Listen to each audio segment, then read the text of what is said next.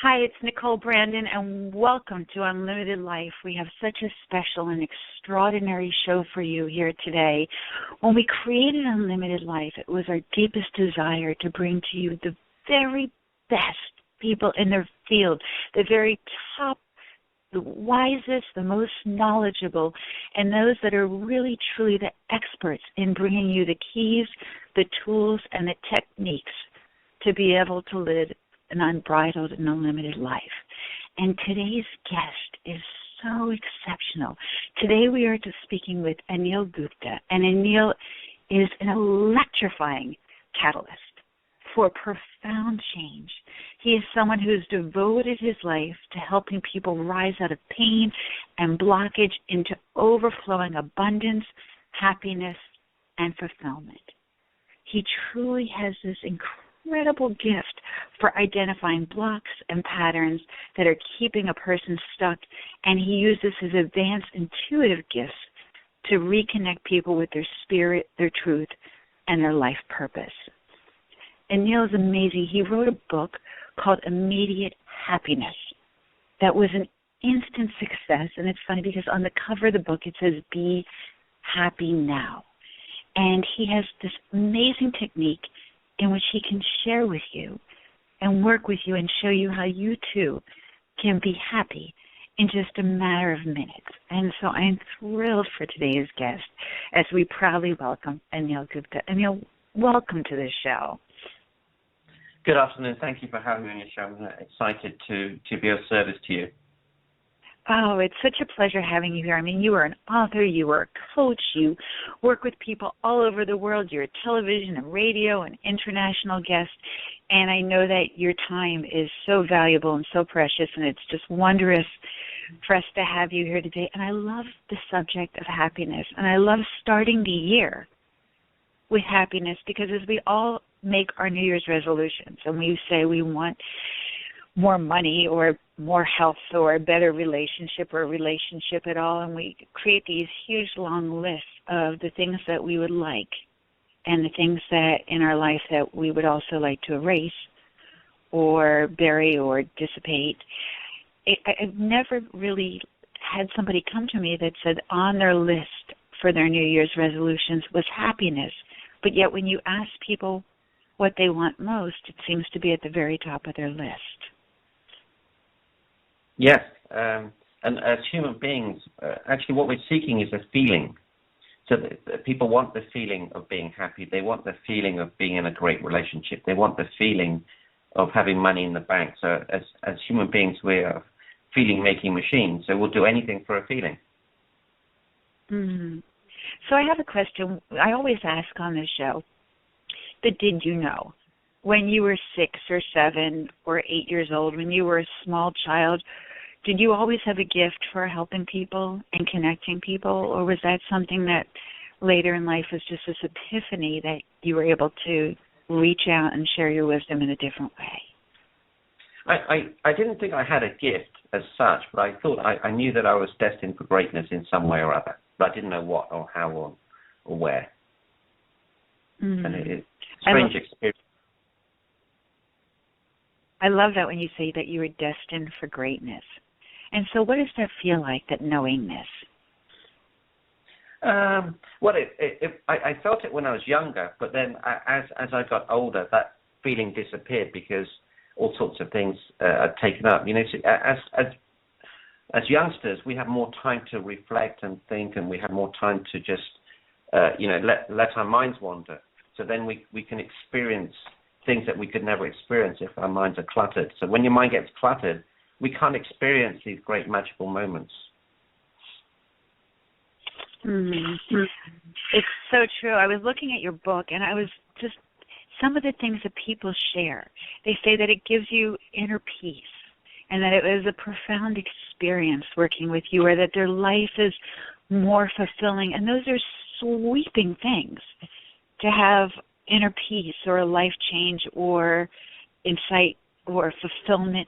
And so what do you think it is about your work that touches people on such a deep level? No, I have the ability and the gift to get into someone else's world, see things as they see them, but see things much clearer. So once you have clarity, you can create focus. From focus, you can have action. From action, you can get results. And ultimately, we're all looking for a success, fulfillment. So, but it all has to start with clarity, and you cannot be clear. You cannot have clarity without awareness. So, it's the awareness we all need to work on. Mm-hmm. And awareness is, when you think about awareness to our world, awareness to our life, is that the starting point for happy? First, let me ask you, is happy possible? Can anybody be happy? And then is awareness where somebody begins? Happiness is easy. You cannot be happy, you cannot be fulfilled, you cannot be in love without awareness.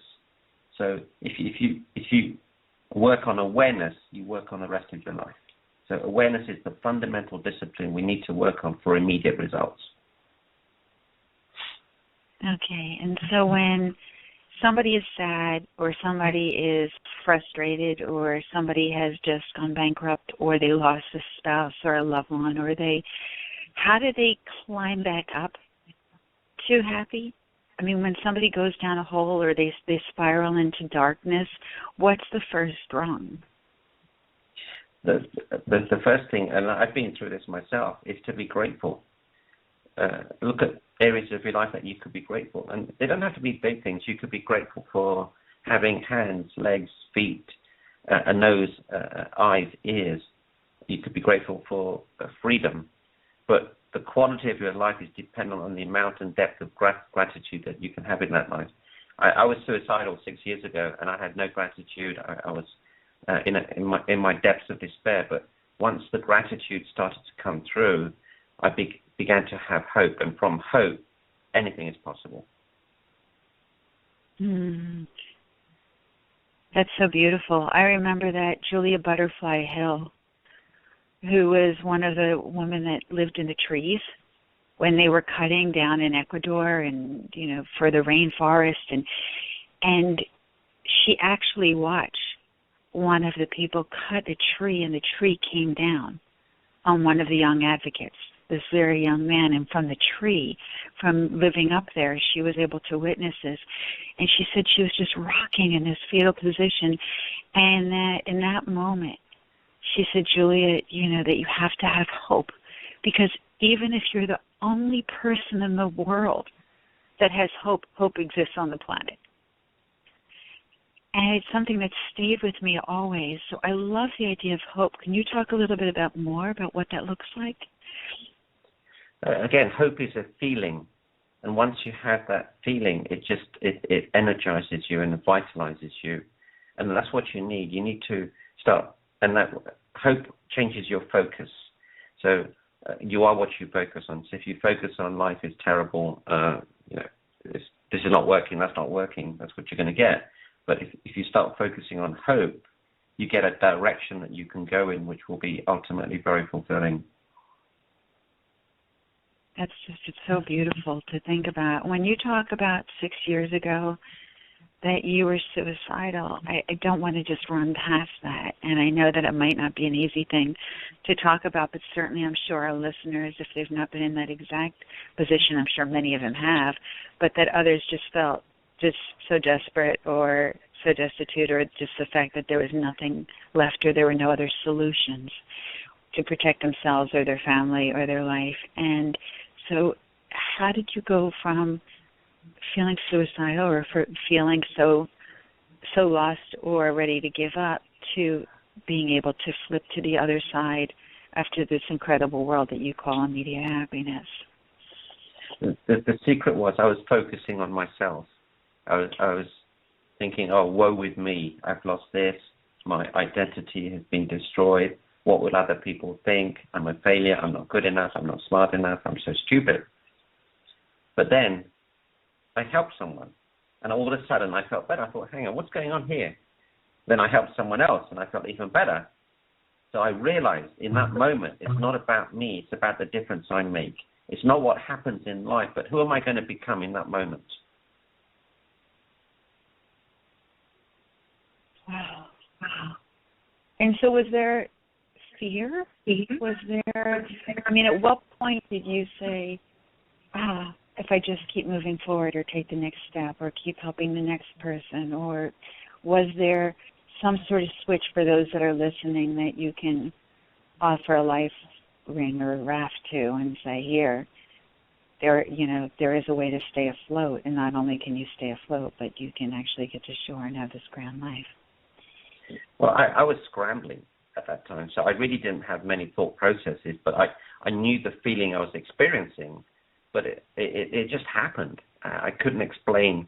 There was a methodology. It just happened. It's like something dropped out of the sky, and I picked it up, and I looked at it and thought, well, that's interesting. And that took me away from the pain, and that distracted me. It's like a kid. If a kid is crying and you give it some ice cream, it's easily distracted, and that's what I was like. I was just like a little kid. But all of a sudden, my focus was changed. My eyes were diverted away from the pain towards some pleasure, and I thought, wow, this is interesting. And I remember that you shared with me once, I believe in our Passionate Living show, about something that your wife said, too, that profoundly had an incredible effect on you. Yeah, she said, honey, I'm glad you lost it all. And I know my wife loves me. And I said, well, why would you say that? She said, look, you can't sleep at night. You're a nervous wreck. Every time you leave the house, I don't know if you're going to come back. I don't know if you're going to have a heart attack. Now you don't have to worry about that stuff. And I thought, wow, you know what? You're right. That's the type of logic I can respond to. But then she said, you made one big mistake. I thought, here we go. She's going to hold this against me for the rest of my life. She said, honey, you didn't lose it all. You still have me. You still have the kids. All we want to do is be with you. Wherever you go, we'll sleep in the street if we have to, as long as we're with you. And I was living in a world that, why would she do that? I did everything for her, but that's not what she wanted. So here's a great tip to the listeners. Ask your partner, what is it you want? What would make you happy? You'll be surprised what they'll tell you. That's just so sweet, and I would hope that every relationship, as we talk about hope, could have somebody with so much support and so much love. And I know that in your book, you even have a chapter on what is love. Yeah, if you change the definition of something, you change your life. So in my coaching programs, I ask people, what does love mean to you? And they give us a reel of things that have to be performed or fulfilled for them to feel loved. But love is very simple. Love is acceptance. That's it. It's simple. It's powerful. It's the law of the universe. And so when you had this love from your wife and the support from your wife, at what point did you say, not only is this working, this gratitude, this doing for others, but what spurred you to write the book and to share this message and to coach and to teach others the way that you do now? A lot of people think knowledge is power, but it's not. Knowledge is not power unless you implement. So I knew what to do. I knew how to change my state. I knew that I had to change my thinking, but I just could not do it. And I thought there must be other people in the same position. So I started just thinking about ways to get immediate results. So then I started writing it down, and then ultimately the book happened. So it's really just a manual. It's not a book. It's a manual. Practical things you can do that will make an immediate impact in your life that you can share with your friends, with your family, with your loved ones. All my knowledge is for you to share. If you see something, just share it. I have no problem with that. And when you talk about awareness, I know that there's also a section in the book where you talk about how you acquire awareness. And so I think that's a great lesson to teach our audience, because it's one thing to say be aware, be aware of your surroundings, be aware of bears in the woods, be aware of whatever that is. But how does one acquire, awareness? Like a baby looks up and all of a sudden they see their hands or their feet, or there is a floor. But is that something that we learn to do, or is that something that's innate? Well, I think as we're growing up, our level of awareness increases a lot. but then it's drummed out of us. We're told to sit down, be quiet, and you put your hand up when you want to say something. So awareness is a muscle. So if you exercise that muscle, your level of awareness goes up. So what happens is, as your level of awareness goes up, you become aware of being aware. So here's a simple tool to increase the level of awareness in your life. So if you get a handkerchief, tie a knot in it, put it in your pocket. Every time you notice that handkerchief, that will remind you to be aware. You can put a Post-it note on your computer screen with the words, hey, be aware. You could have your phone ring every 3 hours just to remind you, hey, be aware. I have a wristband on my wrist which says the word awareness. Every time I look at it, say, hey, you've got to be aware. So as you become aware, you become that muscle becomes stronger and stronger. So then you become aware that you're being aware. So that awareness allows you not to be so judgmental. It allows you to be an observer of life rather than be a reactor of life. Mm-hmm. It's ironic that you say that, because I'm in a master class, and the question yesterday morning that the teacher had asked was, what is beauty? And everybody had a different concept and idea of what beauty was to them. But the very first thing that I thought of was a beautiful sunset or an incredible sky with just these views, these kaleidoscope views.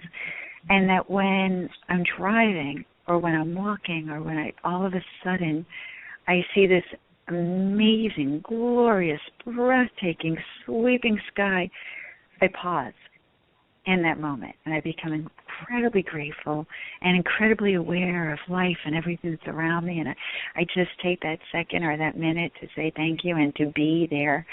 And so I love the fact that it can be anything, that you're saying that you can put a Post-it or tie the knot or have the wristlet or something in your life that in those moments just stops you, gives you pause, and brings you back to the center and the core of who you are. Beauty is a decision. So I'm looking at a paperclip here, and there's great beauty in it. The functionality, the design, the angles, the curvatures, it's beautiful. But it's my choice to decide whether it's beautiful or not. It's my choice to give it time and attention, and the ability to be able to do that will increase the quality of your life, because you can see beauty in everything. So, Nicole, just have a look at your hand. Okay. How beautiful is that hand? Yes. Isn't it? It really is, yes. Yeah, it's served you for many years. It's never let you down. It's there, constantly serving you, looking after you. It feeds you. It nurtures you. It guides you. We can create beauty in anything, in any way that we want to. Again, it's just a muscle. It's just a muscle. I take great pleasure, immense pleasure in seeing other people being happy. That's beautiful. Anyone can do it. Mm-hmm. As you speak about hands, I hadn't thought about this in years, but I grew up in a very small city, in a very small town. And we would walk to school the way that kids used to walk to school. And in the windows of several houses along the way to school were hands. There would just be a picture of a hand. And our city implemented a helping hand program, and they were the helping hand houses. And if a child needed anything, they can go ring the bell or knock on the door of a house that had a hand, and those people would help you. Wow. And so if you skinned your knee, if you sneezed, if you whatever. And so it was a wonderful way to live, to know that along the way and on your path, there were all these helping hands. Wow, that is so beautiful. And so you just sparked that memory in something in my life, and I just love that feeling of safety and security, and it just always gave me just a sense of peace just to see those hands. They were really pretty amazing. And so when people come to you, Anil, when do they come to you? Do they come to you when they're joyous and happy and they want grander bliss and euphoria and they want that spiraling out of control excitement and enthusiasm? Or do people come to you for coaching when they're stuck or when they're hurt or they're wounded or they're despondent, or at what point should somebody reach out to you and your work? They normally come to me as a last resort. They've been to counselors, they've been to coaches, and they just want results, fast results. So I'm really the person of last resort. Mm-hmm. And I know that you have a 3-minute technique that you can actually help people. I love on your book where it says immediate happiness, but the other part that I love says be happy now. Practical steps with immediate proven results. And so can we step into happiness? Is it something like a shadow that you can step into, and over here I'm happy and over here I'm not? It is. And there are practical ways to distinguish that. See, being happy and being unhappy is a doing. So you can easily be doing unhappiness just by what you focus on, by how much energy you put into it. And you could just as easily be happy by putting the same amount of energy. It's just which muscle have you been feeding? Which muscle have you been exercising? And for a lot of people, they've been exercising the wrong muscle, but they get great comfort for being comfortable. So the secret is you have to become comfortable about being uncomfortable, and then you have to be uncomfortable about being comfortable. That's a great line. I like that. I like that very much. That's something I love to put on our website. You have to be uncomfortable, be comfortable, uncomfortable, and being uncomfortable. But it's true. Yeah, as human beings, we love to be comfortable. And, what I see is that if you're not happy in your life and people empathize with you, you get some of your needs met. People spend time with you. They give you love. They give you attention. And you think, wow, this is great. I might as well stay like this. That's incredible. And what's the difference between happiness and joy? Happiness is external. Joy is internal. Motivation is external. Inspiration is internal. So happiness and motivation is temporary, whereas joy, bliss, inspiration is much longer lasting and a much deeper level. Can somebody on the outside make you happy? Like, can a partner or a mate make you happy, or a job make you happy, or a new refrigerator or a car? Can things make you happy? Oh, yeah, but that's temporary.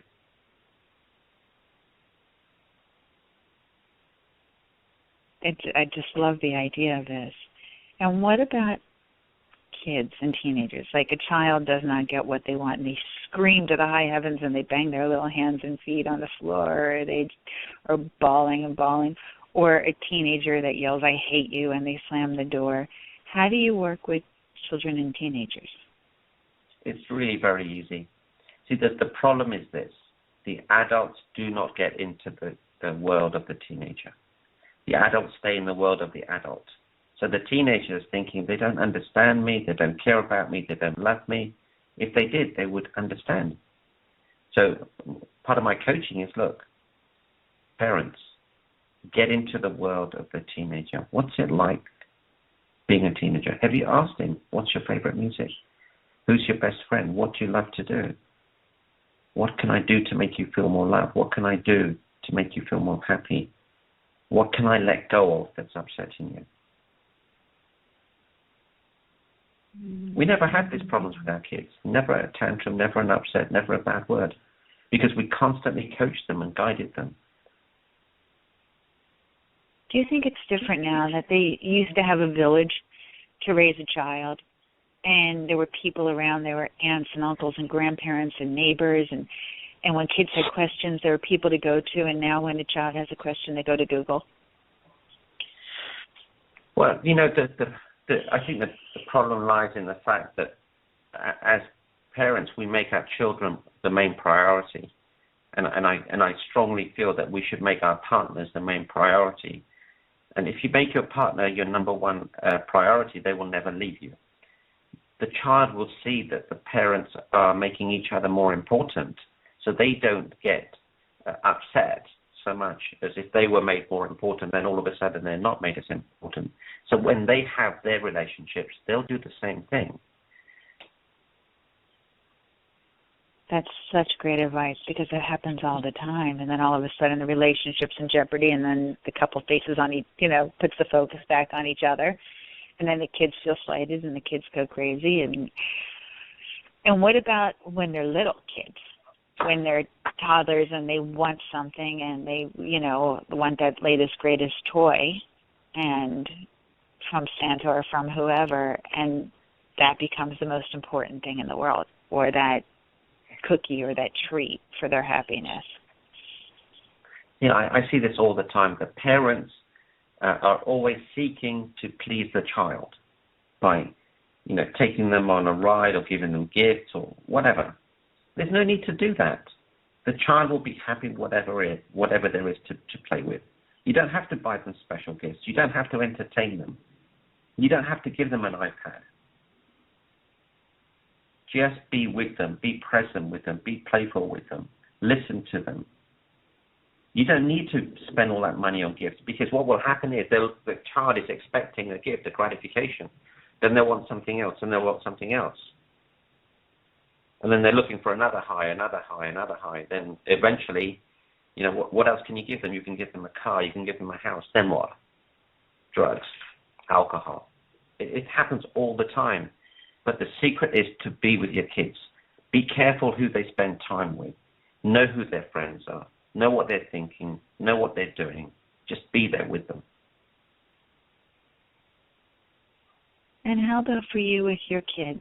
Is there something that you say or do that allows them to know it's safe to come to you and to talk to you? There's a beautiful exercise I'll share with your readers. So we would sit around the table, and I would ask my wife, honey, what have you done today that you haven't been thanked or acknowledged for? So she may say, I cooked this beautiful meal, so we would thank her. My son would say, I got this great grade, you ignored me. I would fix that. Then I would say, what was an act of kindness you saw today? What was an act of kindness you performed today? What are you grateful for? What did you see today? What did you notice today? And is there anything on your mind that you'd like to talk over? So I would lead the first day. My wife would lead the second day. Then my son, who was 8 at the time, would lead the third day. And then my daughter would lead the fourth day. She was 6. At the beginning, it's a little bit awkward for the kids. But after a while, they get used to it, and they make up their own questions. So imagine an 8-year-old is walking around school. He's looking for acts of kindness to perform. He's looking for acts of kindness to see. He's looking for gratefulness. And he's just seeing, what does he see? What does he notice? So one day my son said to me, hey, Dad, you lied to me. I thought, wow, I'm surprised about that, son. I have a very high level of integrity. He explained to me, he said, well, Dad, the other day you said you would come and play with me in 15 minutes, but you took an hour. Wow. He was right. And I said, son, you're right. I lied to you. It was not my intention. Please accept my apologies. It won't happen again. Wow. It's such a beautiful thing, because my kids can come up to me and say anything to me. We have great discussions, but the level of awareness increased, their leadership qualities increased, their self-expression increased, their muscle for kindness increased, their muscle for gratitude increased. I'll tell you one more beautiful thing my son said to me. He said, Dad, something I noticed today when you picked me up. Some of the parents don't hug and kiss their kids. If an 8-year-old or a 9-year-old notices that, can you imagine what it's like being that 9-year-old? Imagine what it's like being that parent. I've often heard kids say, Dad, don't kiss me in front of the parents, the other parents.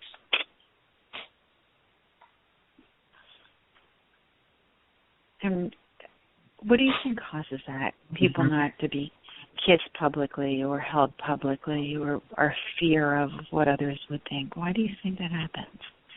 But that's what it is. We're all concerned about what other people think. And I said to my son and daughter, I say, son, even if you're 40 years old, I will still hug you and I'll still kiss you. And I don't care what other people think. I said, Dad, what will they say? I say, look, they may say something to you, but this is what you can say back to them. So, my father loves me. That's why he does that. I'm so blessed. So I love your work. As human beings, we're meaning-making machines.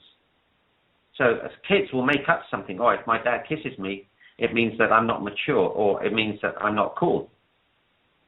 You see, that's the problem. We need to stem all of this so that you don't have teenage problems. We've never had that issue, never had that issue.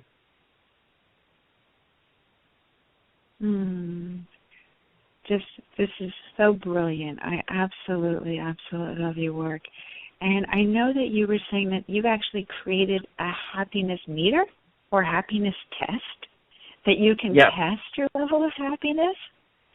Well, you get a score. We don't know how happy we are.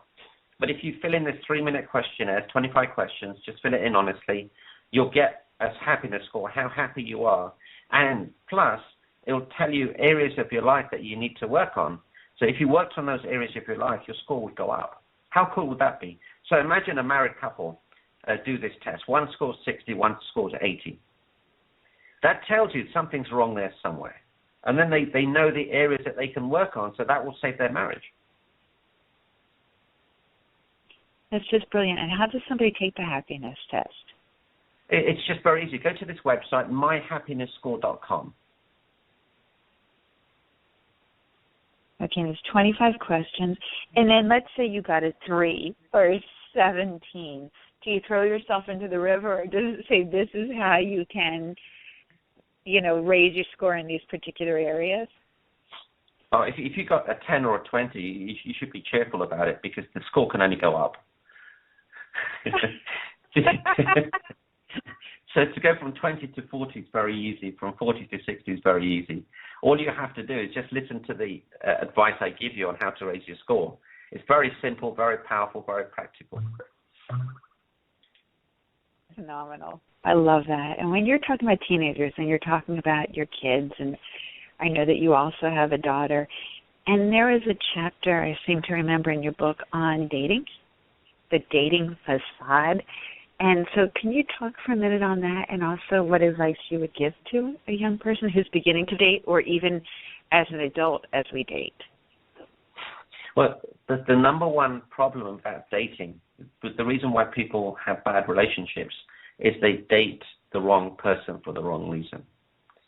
So the most important thing is to pick your partner. Like just as you would do an employee, you have to pick carefully. But people choose partners for the wrong reason. Oh, she looks attractive, or he's, in the hockey team, or he's in the football team, and he's looking good and she's looking good.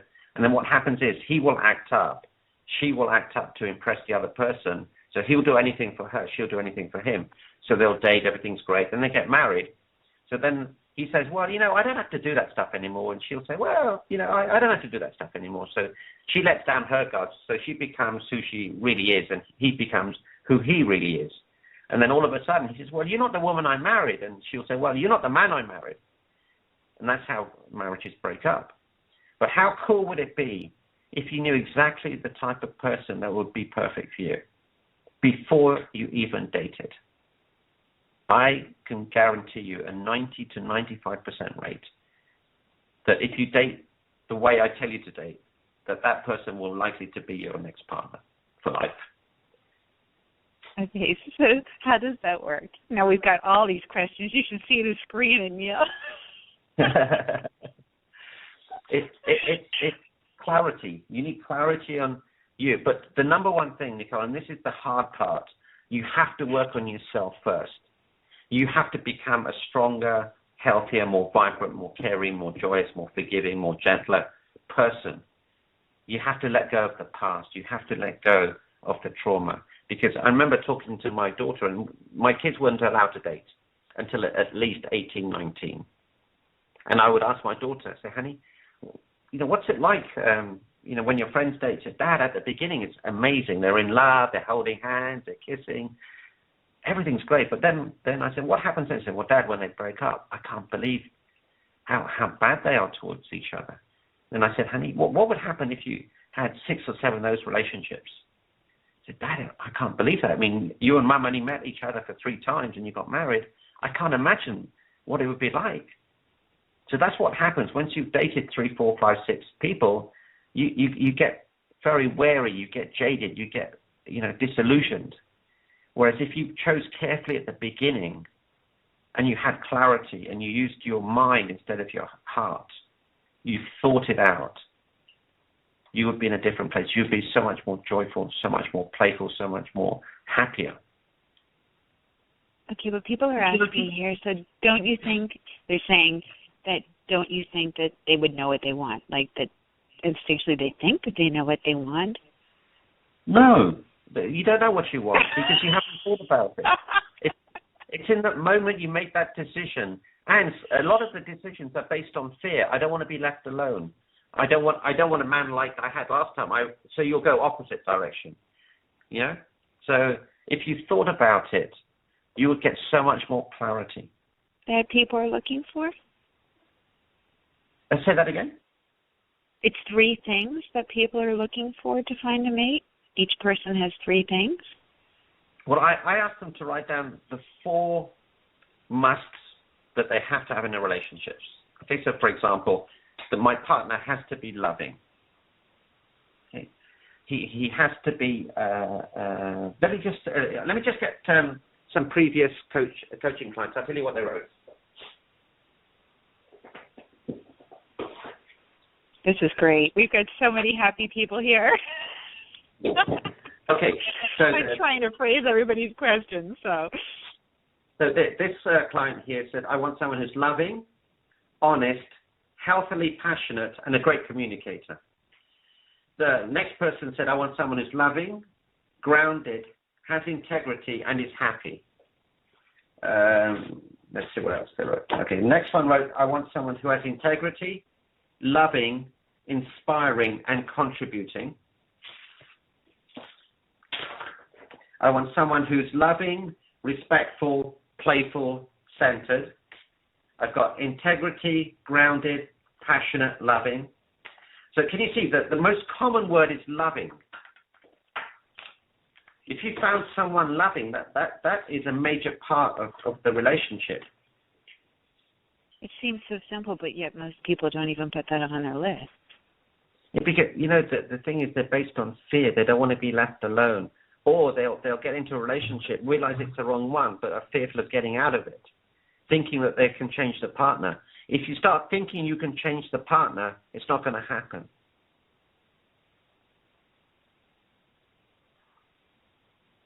I just love this information. You know, this is brilliant. People are going crazy here. And so when you say somebody loving, they're asking about writing faithful or committed, or do people really want faithful or commitment, or is that just fear? It's really these other things that they want, which is the inspiration or the happiness or the... It depends on the person. You know, people have different values. So when I got married, I met my wife for 3 times, half an hour each, and I asked her 4 questions. Number 1 was, do you speak the native language? Because I didn't speak it. 2, do you eat meat? Because I wanted someone who ate meat. I didn't want some veggie lover to push me around. Okay. 3, I asked my wife, prospective wife, would you be willing to live with my parents? Because that would tell me how loving she was. And 4, I said, the question was, do you love children? Not do you like children, do you love children?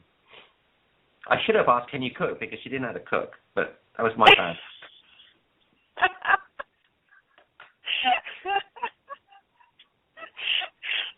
That's so fabulous. And, you know, we met 3 times. I've been married 26 years. And in those times, I didn't want a beautiful wife because I thought a beautiful wife would lose her looks and then she'd change. But I was so wrong because, you know, when I got married, every time I saw my wife, she'd have her hair, you know, messed up or whatever. I don't know why. But when we got married, I thought, oh my God, what have I done? She's so gorgeous. But you see how the past can determine how you act and respond. So I had a feeling that beautiful women were fickle, but I got it all wrong. Mm.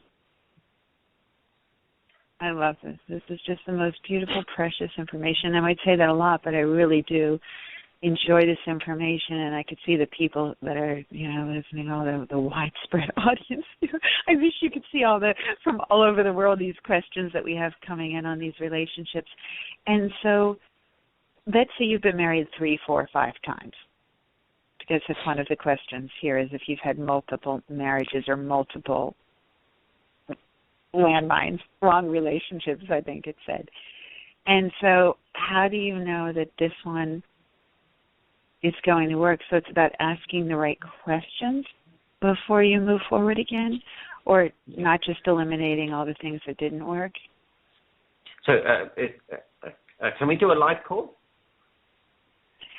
I'm trying to unleash them right now, but we're having trouble with that. But people are typing in like crazy. So, but I'm trying to do the best I can for sharing their information. So they're asking if they stepped on landmines. That's what it said, or if their world has blown apart several times. How do you eliminate the things that you know aren't going to work, or do you look for something new now or in a different way?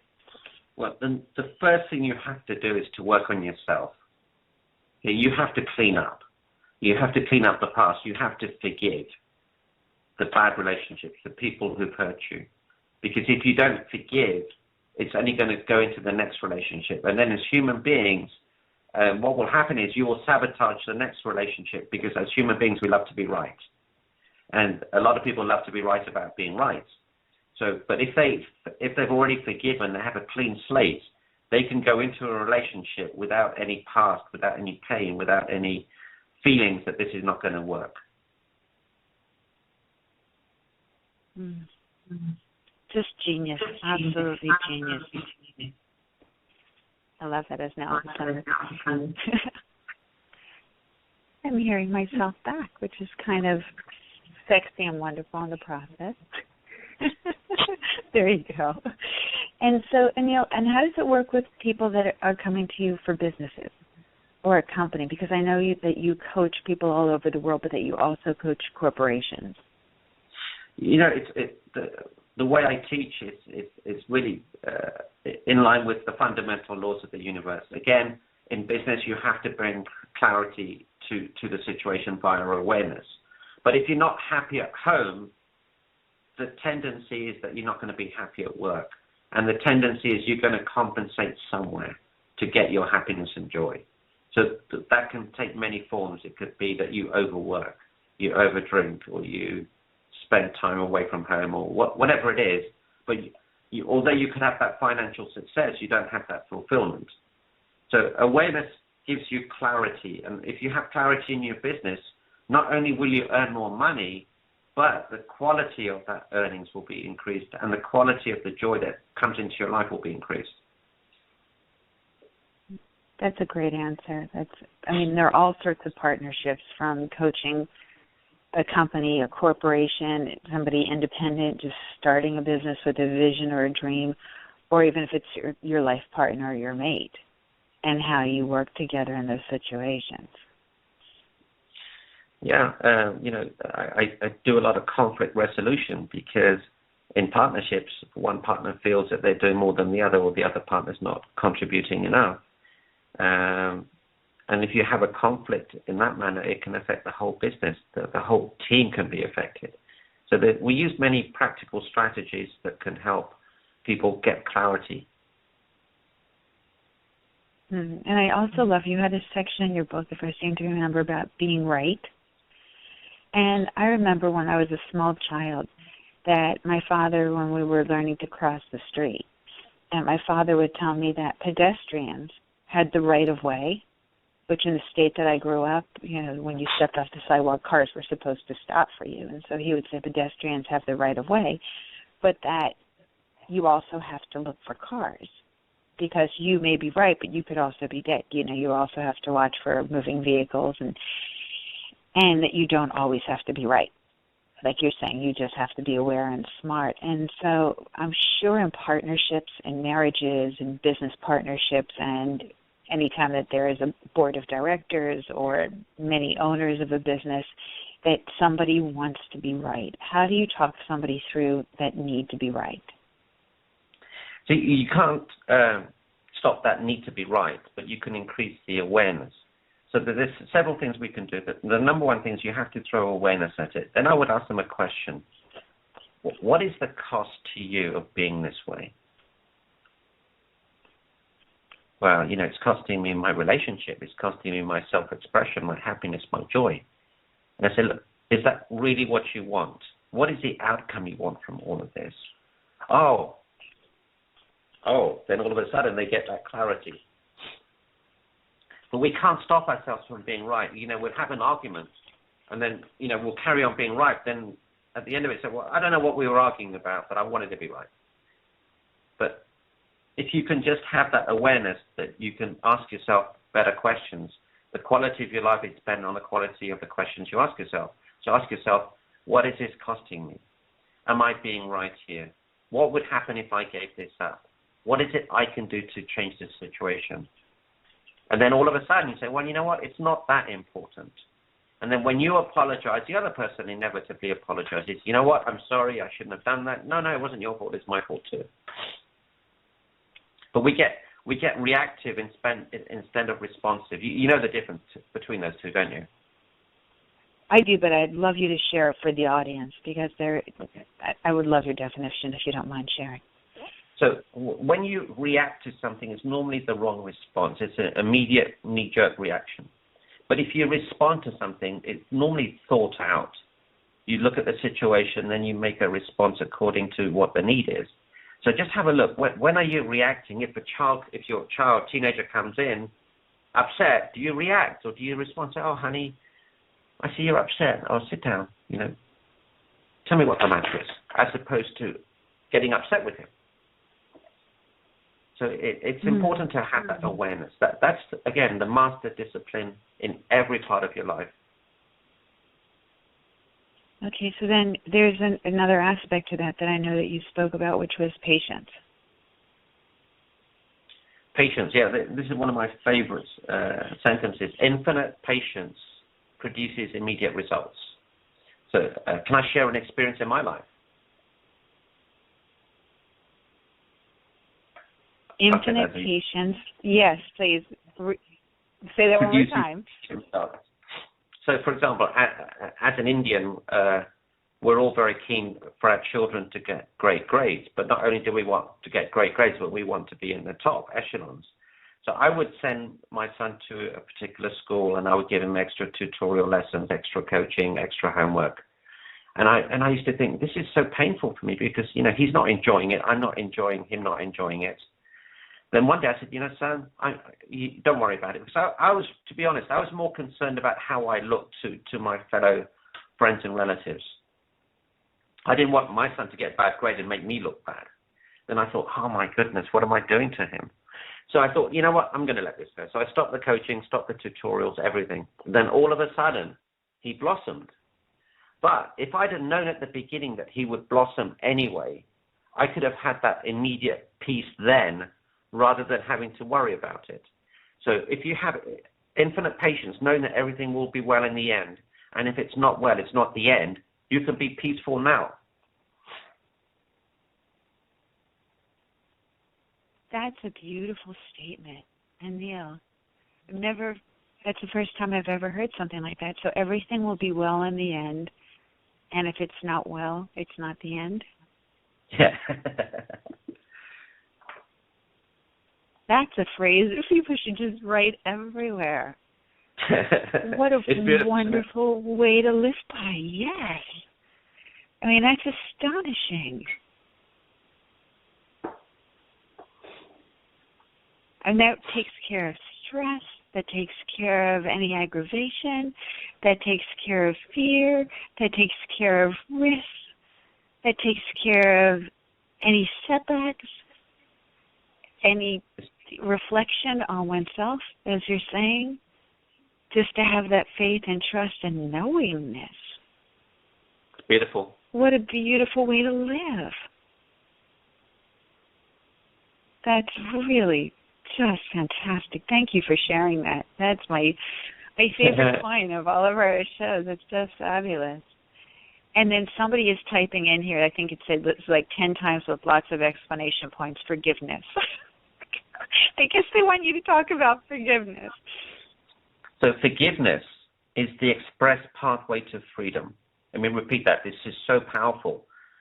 forgiveness is the express pathway to freedom. The quality of your life is dependent on the quality and depth of the forgiveness you're able to extend in your life. And normally you may have to forgive yourself.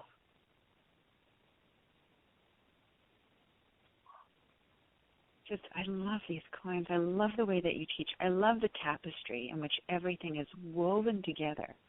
It's just such beautiful information and something that immediately you feel, you relish. It's like marinating in a tub of truth. I love that. That's so cool. Marinating in a tub of truth. That's exactly what it feels like as you say it to me. It's wonderful. And how do people find you and your work and work with you? The best way is through the website, immediatehappiness.com. And if you want a strategy session, if you just go to the website, there's a button there, and then we can do a strategy call. My results are guaranteed. They're immediate. They're very powerful. They're very long-lasting. And there's a lot of free content on the site too. Also, take the myhappiness.score.com questionnaire. That will give you guidelines on how to get to a higher level at a faster rate. Wonderful. And as people are now excited to jump into this, then I want to talk about another word and chapter in your book, which is expectation. Yeah, expectations will always lead to upsets. When you expect a certain outcome, this is what happens with our children. We expect them to behave in a certain way, and when they don't, we get upset. So as parents, we have filters. We have a filter for our boss. We have a filter for our parents. We have a filter for our mother and a different filter for our father. We have a different filter for our kids. So when you look at your kids, you have that filter. And normally the filter is, they're loud, they're obnoxious, they're disrespectful. And then when you have that expectation that they be that way, you want to be right. So anything that happens, you confirm it. But what would happen if you remove that filter? You would get to see what really is. And then you don't have to have that judgment. You don't have to have that expectation. You can respond as opposed to react.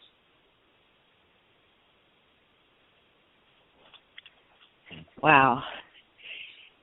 Just thinking about that we all have expectations. You just say, okay, I'm going to be happy now. I absolutely are going to be happy now, and make that decision to do that.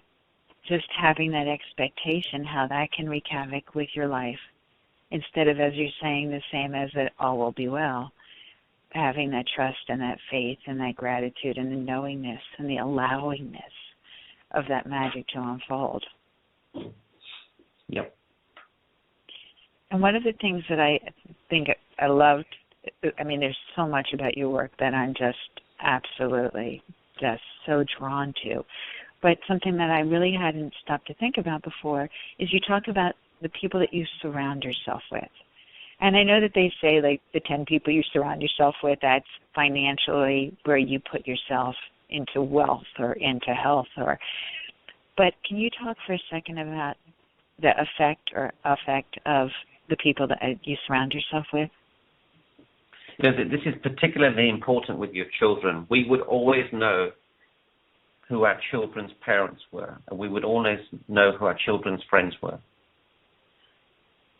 It's important to know who they hang out with. It's important to know how much time they spend with these people, because all you need is one bad influence, and that can destroy everything that you've done with that child.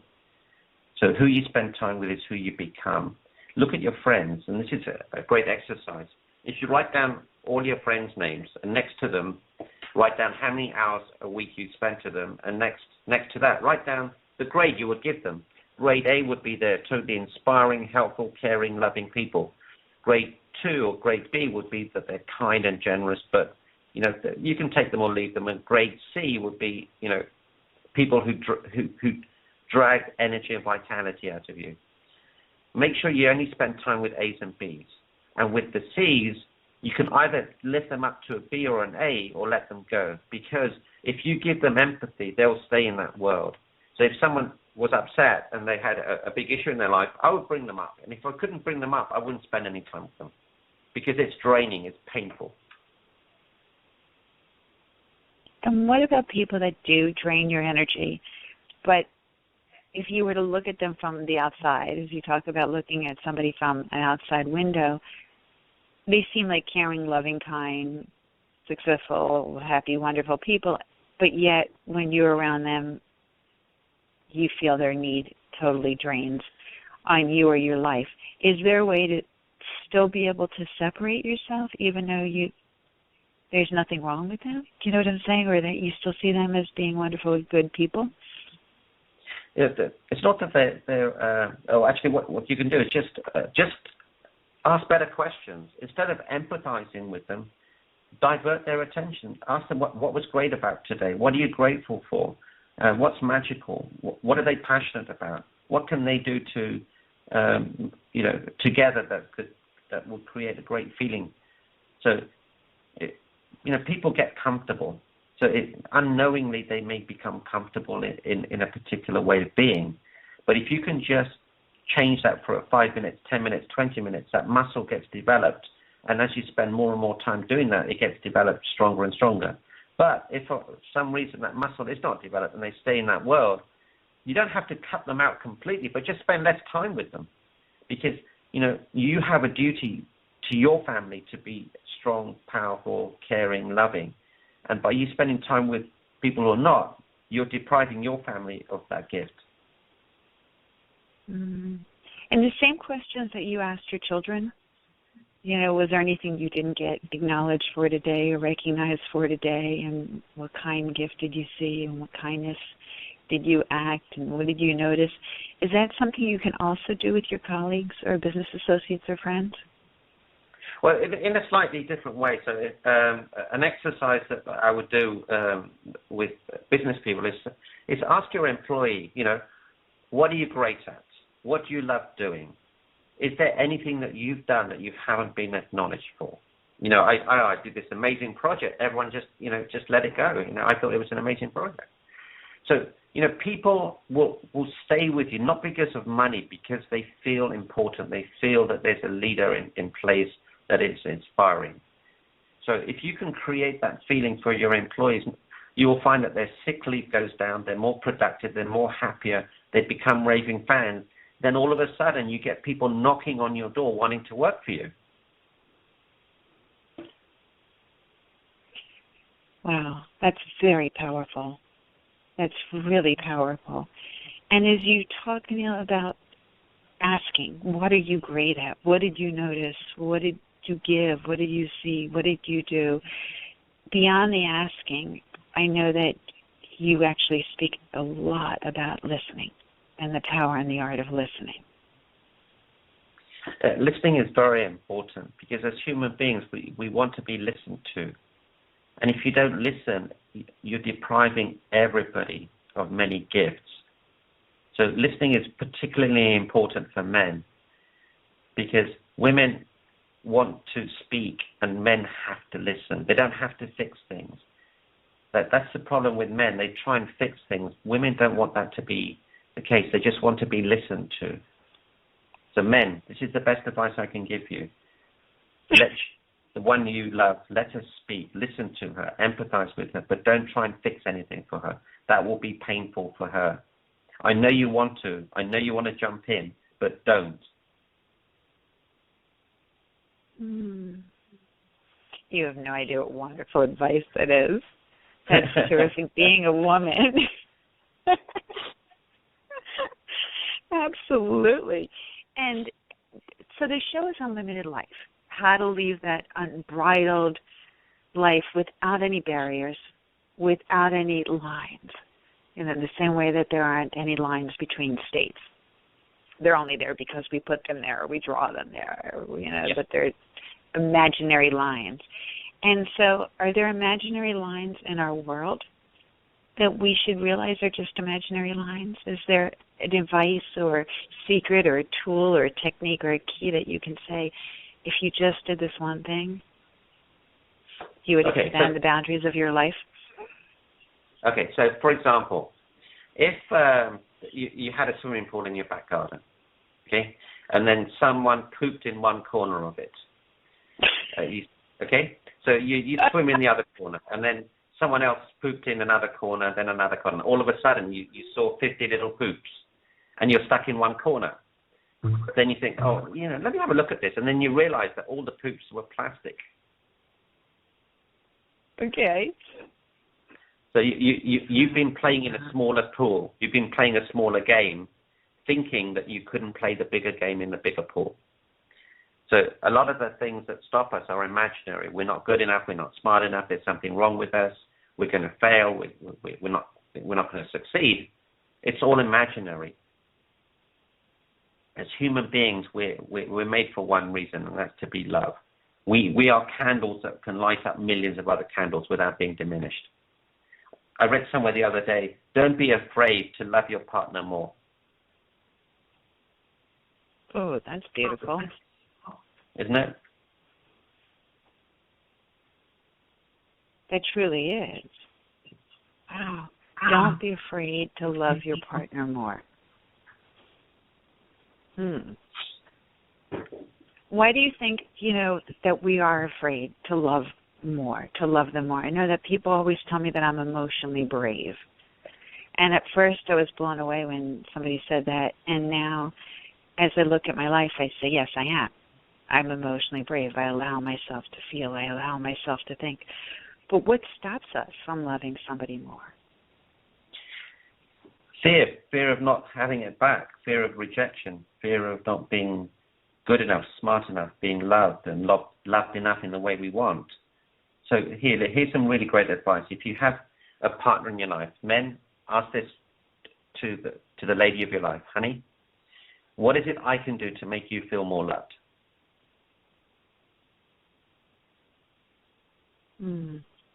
And ladies, this is what you can ask your men. What can I do to make you feel more respected?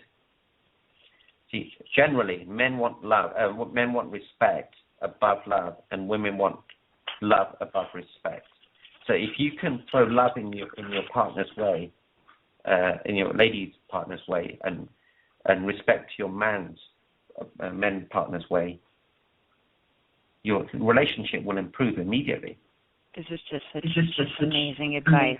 It really is. Thank you so much for sharing all of this. And I know that we don't have a lot of time left, but I would love to ask you, as you talk about our fears and our foibles or our failures or the things that we trip up on and how we can expand and live and grow and share and trust and have faith. And I remember somewhere that you had some sort of process where people could do like a daily clearance. Was that right? That you had a daily clearance process in which people can... Is that like replenishing? Is that a wave that sweeps over you every day? Well, you can do the exercise with the round table. That's like a daily clearance. But also you can have as human beings, we have affirmations. And the affirmations that we're used to is that I'm not good enough, I'm not smart enough, I'm not good looking, I'm a failure, all of that stuff. Whereas you can replace that with positive affirmations like I am strong, I am powerful, I make a difference, I am tranquil, I am serene, I am a force for good, I'm here to make a difference, I'm a disciple of God. Whatever it is, you can make that stronger. And as you develop that muscle, as you increase those affirmations, magical things will start happening. You will see things happening. People will come to you. Your vibrational energy changes. Everything that we do is vibrational. As your vibrational energy changes, different people will come into your life. I guarantee that. Mm-hmm. And Anil, I just want to go back, since we don't have a lot of time, but I just wanted to go back to 6 years ago for you when you were saying you were in this deep, dark place. And so for those that feel that they're falling into that deep, dark place, before you get there, is there a way to stop it? Or once you're there, when you feel like you can't even breathe, is there one small, you talked about hope, but sometimes I know once you're there, it's really hard to see that light. that you were to say if you or anybody you know or love is ever falling towards the darkness or in the darkness and feeling trapped, that do A, B, or C?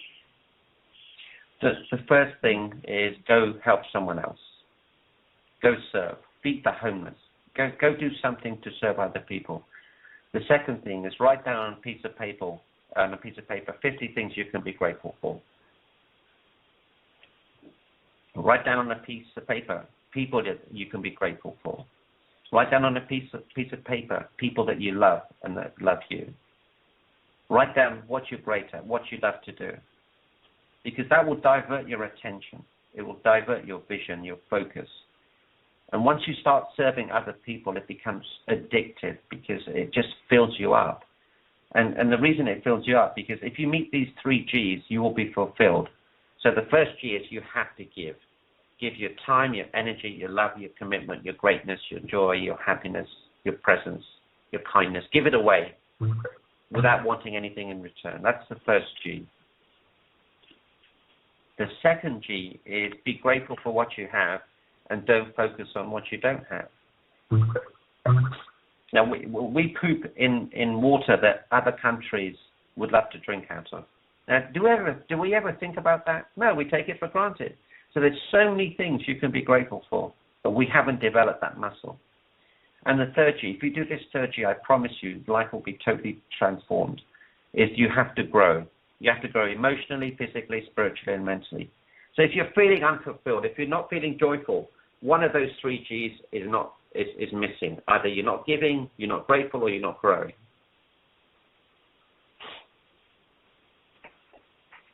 Mm.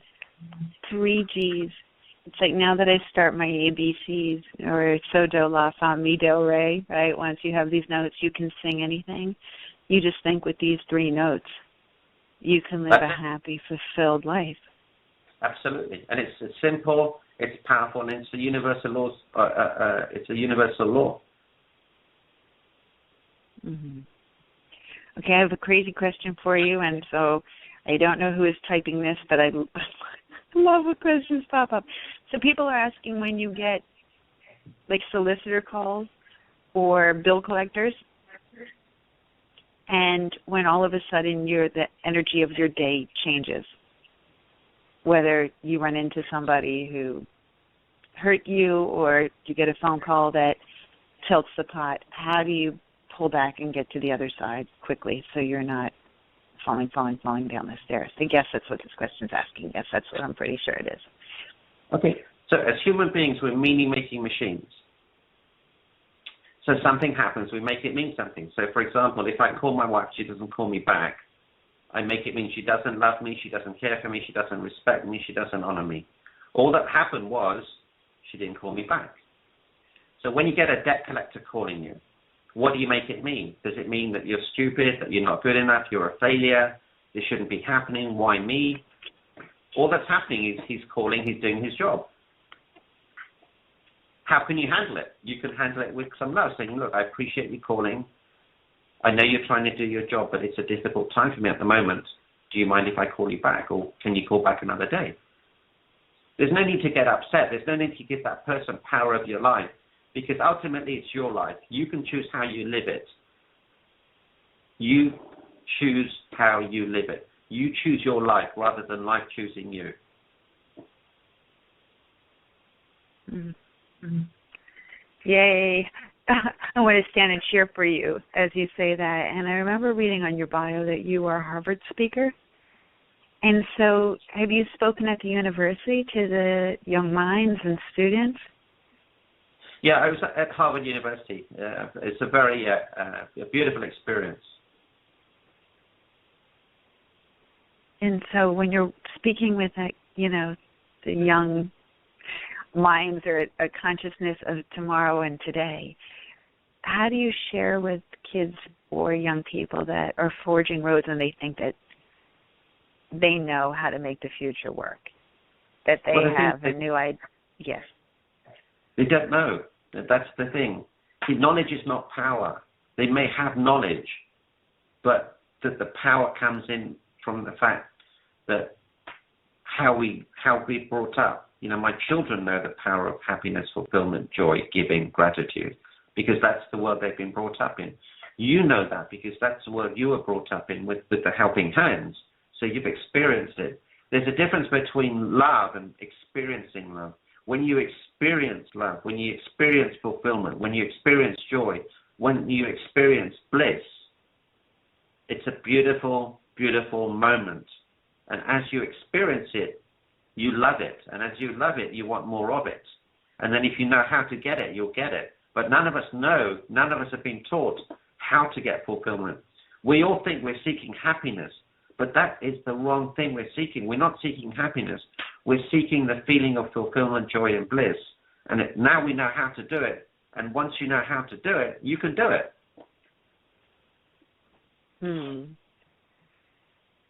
Just terrific. Absolutely extraordinary. And then I have a question here about pets.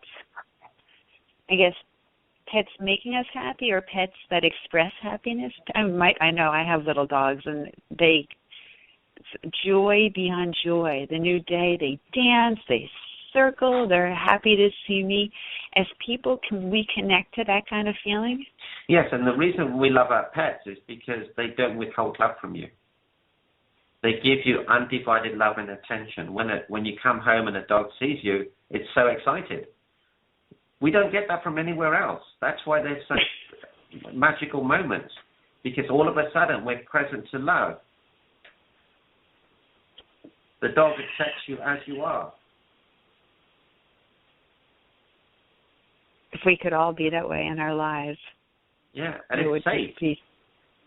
It's so safe having a dog or a cat because you know that they're always going to be there for you, always.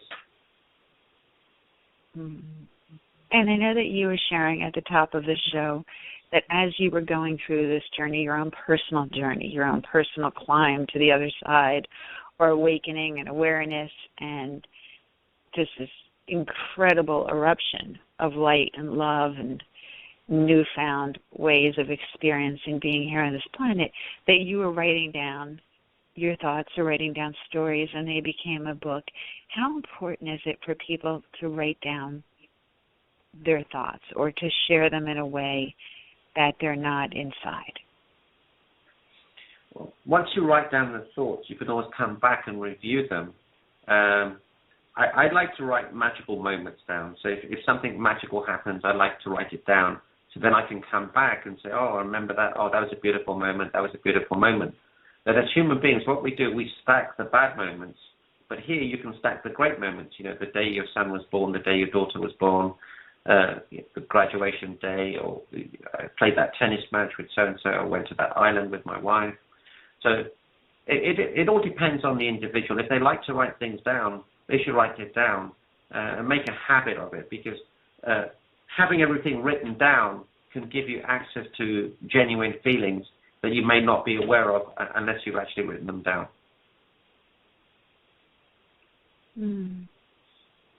I love that you took time out to be with us today. This is so extraordinary and so special to have you here, and your work is luscious.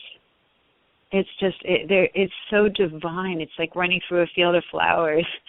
I feel like when a cartwheel through your work. It's just like there's just this big glorious hill, and you just want to have this glee and be dancing around excited. To be able to say, I'm an expert on happiness. What is it like just even to be able to say that and to lead a life where you're an expert on something just so beautiful and glorious? Yeah, you know, I don't even think about it. It just is. You know, it's a calling, it's a mission, it's a passion. So it just is. And is there ever a scenario where you just say, okay, it's okay to stay in that dark place for a while? It's okay to wallow. It's okay to break down. And then when you're ready, you know, we'll talk about the other side? Or is it always a time when you can say, I'm just going to, in this moment, even in the saddest or deepest or dimmest places of my life, just breathe and be grateful and see that light and know it's there. What do you say for people that are grieving, or people that are sick, or people that are in situations in which that emotion is just so strong and that cord is so deep? Well, I have my moments. There are times I'm really quite sad, but I don't live in that world, and it's okay to be there. So if you imagine a kid, it falls down, it's immediately sad and it starts crying, but it really enjoys that moment because it's in that moment, but then it disappears.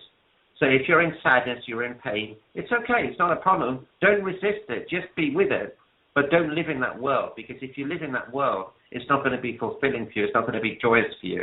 So think of ways that you can get out of it by just doing one of the exercises about gratitude, having that awareness, spending time with other people, serving other people.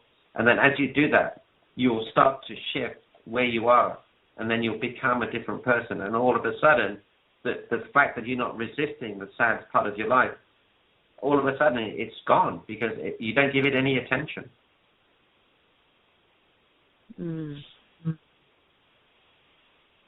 Just wonderful work, Anil. It's so beautiful. It's so special. And for everybody that's out there, to be able to find you, to work with you, to find their happiness meter, I absolutely love that. And to be able to grow and step into places in our life where we can be happier, where we can change it. I love when you talk about the partnership. If your partner's score is lower than yours, your score is lower than your partner's, and as a team, you work together to pull those up. Do you think that it's ever surprising that somebody turns to their spouse and say, wow, I didn't realize you were unhappy in that area of your life? Well, it happened to me. My wife did hers, I did mine, my son and daughter did, or we did them all, and we put them all together. And I said to my wife, honey, I didn't know you felt that way. She said, yeah, I do. And I said, oh, great, okay, let's fix it. So even though I'm in this world, we don't always know what's going in other people's minds. So this brings that clarity that you may not have. It asks you questions that you may not answer. It'll give you a direction that you can go in to fix any issues. So when we put all four of them together, we could address something because we had a lot more clarity. So one of our listeners is a very powerful leader in our country and our nation. And I've been very grateful because he's been an avid listener to all of my shows for several years now. And I didn't even realize that he was listening in when you were on the Passionate Living show. And I received a message shortly after the show saying, thank you so much. That was a wonderful show, and acknowledged you and all of your work. And then the last line said, I'm going to go take my, happiness test or happiness meter, whatever that is right now, and, wishing you a wonderful night. And it was so funny because the very next thing that he wanted to do was to go and to find out where he was happy in his life and where he could improve on that. And this is someone that's very powerful, making a difference in all of our lives. And so I love the fact that at any point we can take this test and we can move up on that happiness meter. Yeah, and once you get the test back, it gives you a full breakdown on areas of your life that you can work on. And once you do that, it really does make an impact so that you can have that clarity and awareness of the areas that really need looking at. Well, I'm so grateful that you're with us. And please share with our audience how they can have their very own copy of Immediate Happiness, Be Happy Now. How did they find the book? If you just go on Amazon, put in Immediate Happiness, it's available as a paperback, it's available in Kindle format, and it's available in Spanish too. It really is a manual. It's practical. It teaches you ways that you can increase the quality, depth, and the level of awareness and happiness, joy, and fulfillment in your life. It's a very, very easy read. The chapters are written from the heart. They're practical. They're the things I use in my seminars that I've held all over the world. It's a proven technology, and it all leads up to the final chapter. The final chapters on forgiveness. So we take you on a journey. We teach you how human beings work. So, Nicole, example, if you bought a brand new Tesla and it broke down, you'd have very little knowledge on how to fix it. But if you'd spent time learning how the Tesla worked, you'd be in a better place to fix it. So as we become more knowledgeable about how human beings work, if you ever have an issue, we're able to fix it, saying, oh, you know what? I make it mean this. The reality is this. I can do this, and I'm done. It's very powerful. I love the Tesla knowledge. I would love a Tesla. Okay. Yeah, me too. Anyone listening out there? So anybody that knows when it's your birthday, we're going to make sure that our audience, it's so funny. I had one of our guests that was on it, and I will share this with our audience because it was so beautiful. But one of our guests that was on one of my other shows, we were talking about harmony in a relationship, beautiful harmony in a relationship. And I was sharing a story about how I had this beautiful piano, this incredible piano that I fell in love with in Manhattan, and that I had the piano shipped out to California, and how I took care of this piano as if it was one of my children. I just absolutely adored this piano. And when I was moving, I had a sale in my home, and one of the neighbors came by, and they had a little girl who was maybe 6, 7, 8, and she saw the piano, and she yelled out piano, and she ran towards it, and the mother asked if she could play a song, and I said, of course, and she climbed on the bench, and she played like she was Bach, like she was Beethoven, just the most incredible virtuoso piano that I've ever heard in my life. And I asked, how long she'd been playing, and the mother said she had never taken a lesson, ever, that she just loved the music, and that there was an old beat-up piano in the gym at school, and that sometimes she would sneak in and just play it, but that they couldn't afford a piano. And, I asked if they had wanted this, and they said that they couldn't possibly, afford this piano.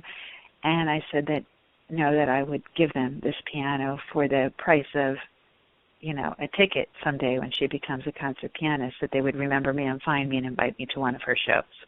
Mm-hmm. I just knew this little girl had talent. And wow.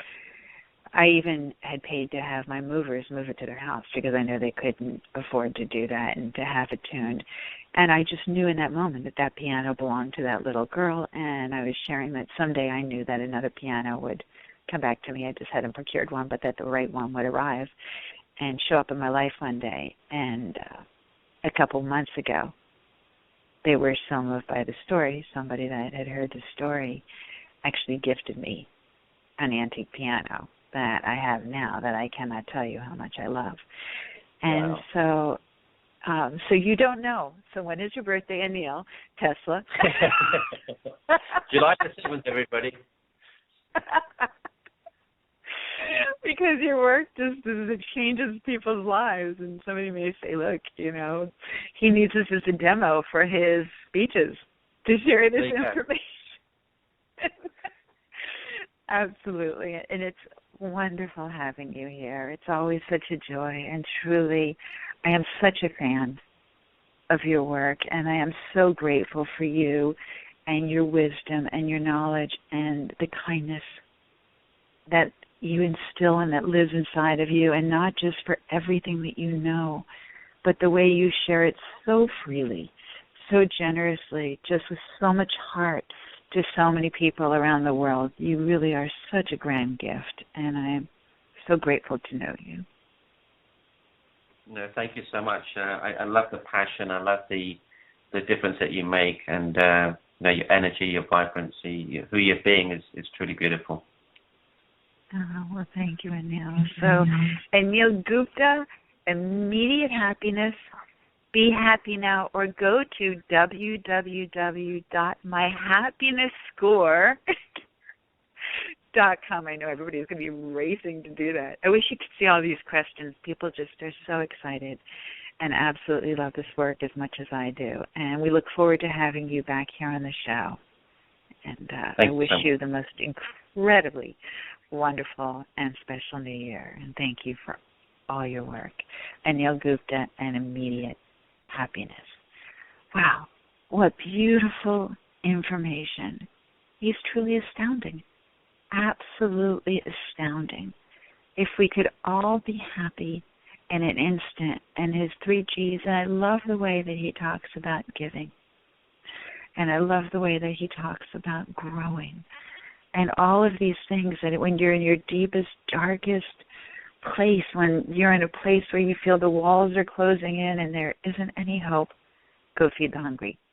Go do some small act of kindness for someone and make a difference and get outside yourself. I thought that was amazing advice. So much of what he said was just, everything was just right on. I love the way that he talks to his kids. You know, what were you not acknowledged for today? What did you notice?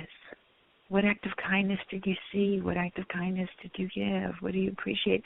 All of these things that he's been able to open his children's eyes to a world of living in such a way. Or for a woman, how can I love you better? A man, how can I respect you more? And what can I do in this relationship?